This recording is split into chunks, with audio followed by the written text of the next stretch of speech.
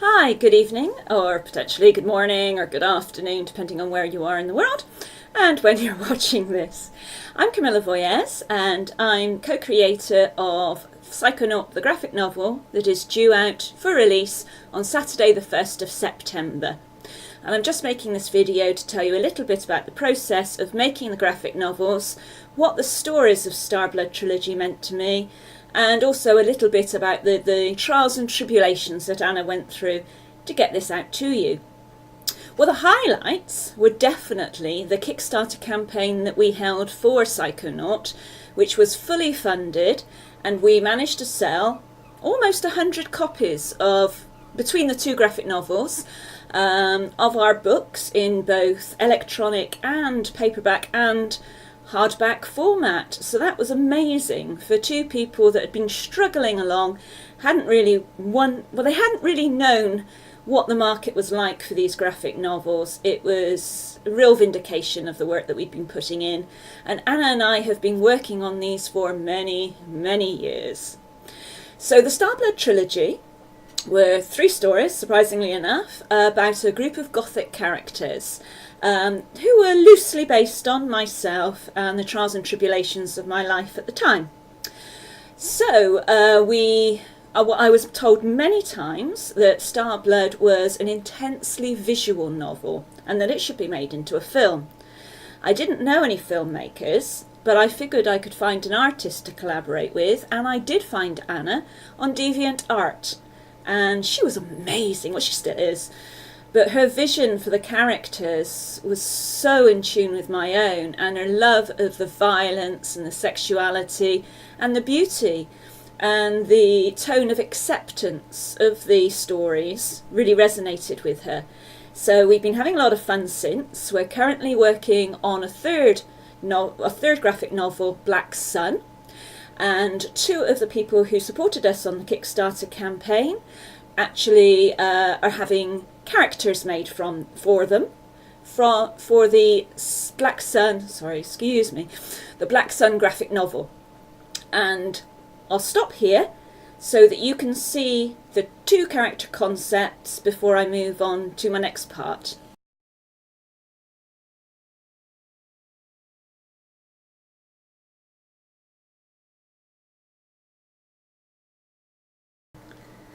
So you've seen now where we're going. So where did I start? Well, I started back in 2011 with a story called Starblood, and it was first published by Stone Circle Publishing and then later picked up by Vamptasy, and that's when it really found its audience. Later on I converted the 3 into a trilogy, but the original novels still hold a very special place in my heart. These have been re-edited and reworked for the trilogy and definitely smoothed down, but if you manage to get hold of the original versions, it will give you a good indication of my development as an author. So the first graphic novel that we released was over here, this version of Starblood, the graphic novel. And this is where the problem started. Because Starblood is a very sexual book. I mean, it's horror and it's dark fantasy, but there's a lot of erotica in it. We didn't want to lose that in the graphic novel. However, what we weren't expecting was for the publishers to refuse to print because of the genitals in a non-medical context. So we had this amazing book, and I think in total there were probably only 20 copies printed. Now I will show you one of the pages that were contentious, so look away now if you are young or offended by adult pictures, particularly of an LGBT nature.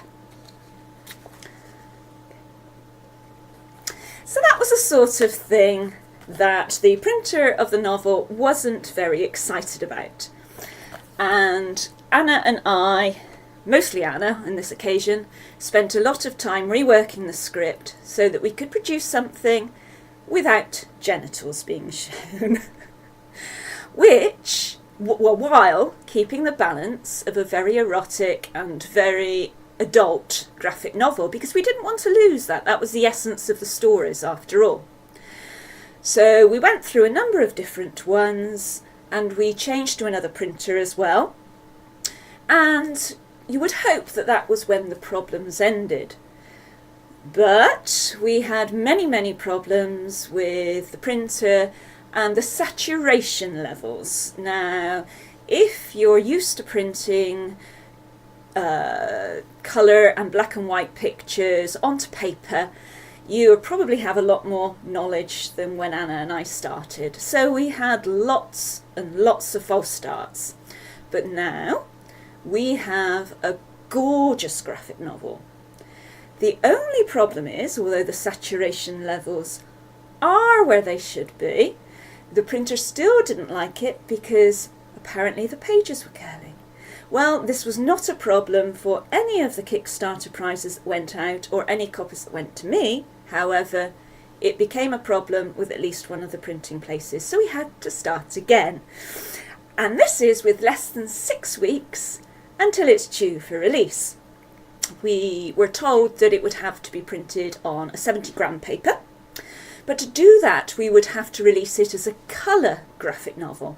Now, Starblood is completely black and white. I didn't want, and neither did Anna, we didn't want people thinking they were getting a colour graphic novel and receiving a black and white one in case there was disappointment. So we looked at the whole thing and found 12 pages that we thought might actually benefit from spot colour. And that's what we did. So although all the other versions, the Comixology version, the Kindle version, the previous paperbacks of Starblood the graphic novel are fully black and white, the new version, which has just been released, has spot colour. And if you're interested, I can grab a copy to show you some of the differences. I'll just show you one of the pages, I think. So, gosh, I really should have found the place before this, because, well, here we go. We added a few bits of red for some of the violence, and we have a lovely piece here with some golden colouring for a scene of magical significance. And that way we managed to make this a colour graphic novel without losing its very dark and, I suppose, spare feeling. And so if you now buy a copy of Starblood the graphic novel, you will find some spot colour in it. I will now share a few more still images from Starblood, both the original version and the new version.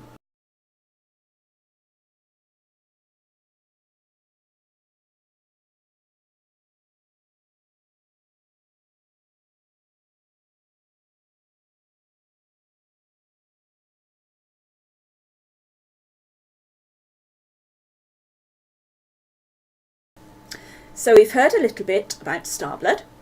We've heard about the process that Anna and I went through in getting these books printed. We've seen a little sneak preview of a couple of pages of Black Sun. And now, after all, it is the Psychonaut release day. Let's concentrate on Psychonaut for a bit. So Psychonaut is the second book in the Starblood trilogy. And in this story, we have Satori, who acknowledges his own culpability in Star's death. He knows that it was he who brought Lilith to Earth, albeit unintentionally, and it is a direct result of this that Star is now dead. Spoiler alert, whoops, should have done that earlier. But he's not going to let Star's death get in the way of him saving her. And he has he believes that Star is probably with Lilith, and in fact he is right. But while he's travelling worlds through the Kabbalic Tree of Life, on his way to Bina, which is Lilith's realm, Star is not only surviving, but gaining strength. She's gaining strength both from the relationship that she is being forced to build with her captor, Lilith, and also with this alien demonic baby who seems to think she's his mother. And through this, and through introspection, because this poor woman has a lot of time on her hands, she's able to overcome the problems that she experienced throughout Starblood, the confusion, the wanting to be authentic but not really understanding who she really is. These are questions that she's able to answer during Psychonaut, and she really comes into her own. So while Satori is determined to save her, in fact, Star isn't holding her breath. She's doing all the work to save herself. So this is Psychonaut. This is the paperback copy. And the hardback version. And they're both available from Saturday the 1st of September. They're also available on Kindle and Comixology.